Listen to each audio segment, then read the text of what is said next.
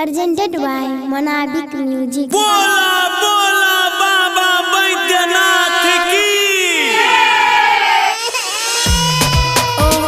की भेलो बेटा आम किया काने छी गे माय बिहार तो भए गेलो लेकिन हमरा देवघर जाय के मन करे छै कन्या संग। नहीं नुनु अभी लॉकडाउन लागल छै घर में पैसा कौड़ी नहीं छै केना जेबै। नहीं नक्की कन्या के हम 4 चक्का से जेबै हमरा जुगाड़ के दे जइबो। नुनु छोने रे पैसा कोना खर्चे चलेबो कहवा से बोले कावर लाने देबो। नुनु चुप चुप रे नुनु चुप चुप रे नुनु चुप चुप रे नुनु चुप चुप। ओके सावन में हमें 4 चक्का गाड़ी लेबो गाड़ी पर बैठी के देव घाट जइबो कहबो बम बम गे कहबो बम बम कहबो बम बम गे कहबो बम बम। बुझली बात के बोल बम बोल बम बोल बम।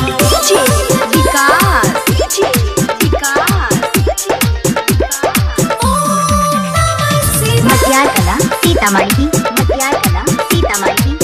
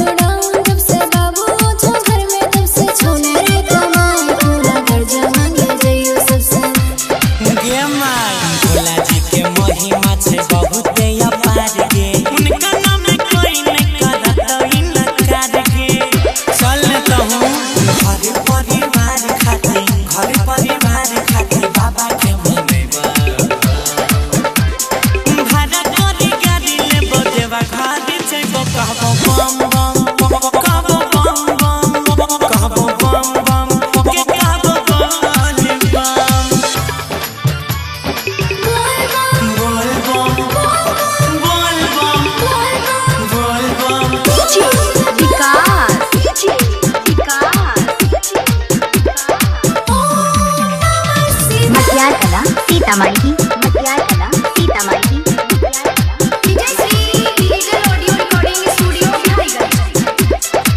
माय नीतीशवा के स्कॉर्पियो बुक कराइन ले।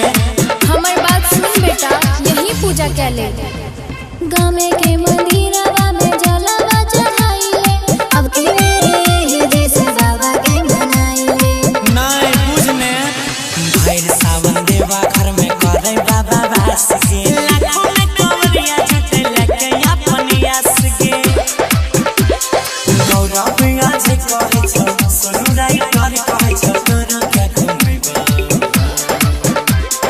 भाड़ा करी गाड़ी लेबो देवा घर जइबो कहबो बम बम कहबो बम बम कहबो बम बम गे मैया बोल बम। अच्छा रुक कोनो जुगाड़ लगबै छियो। तीन भेले बात जय हो Bholenath. Recording by Ajay Star Bihar.